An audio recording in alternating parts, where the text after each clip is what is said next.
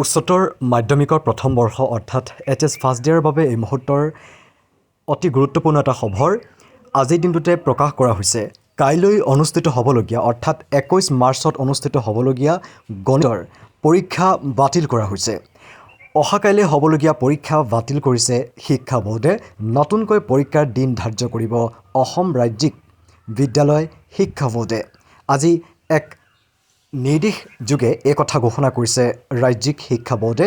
অহাকালি হ'বলগীয়া উচ্চতৰ মাধ্যমিকৰ প্ৰথম বৰ্ষৰ গণিতৰ পৰীক্ষা বাতিল কৰা হৈছে। সেই পৰীক্ষা বিশেষ অনিবাৰ্য কাৰণত বাতিল কৰা হৈছে বুলি কোৱা হৈছে।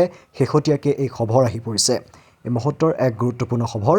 উচ্চতৰ মাধ্যমিক প্ৰথম বৰ্ষত অৱতীৰ্ণ হ'বলগীয়া ছাত্ৰ ছাত্ৰীসকলৰ জ্ঞাতাৰ্থে এই গুৰুত্বপূৰ্ণ খবৰটি জনোৱা হৈছে যে কাইলৈ হ'বলগীয়া উচ্চতৰ মাধ্যমিকৰ প্ৰথম বৰ্ষৰ সাধাৰণ গণিতৰ পৰীক্ষা বিশেষ কাৰণত বাতিল কৰা হৈছে আৰু এই কথা সদৰি কৰিছে শিক্ষা বোৰ্ডে। কিছু সময় পূৰ্বে এই কথা ঘোষণা কৰিছে ৱেবছাইট যোগে।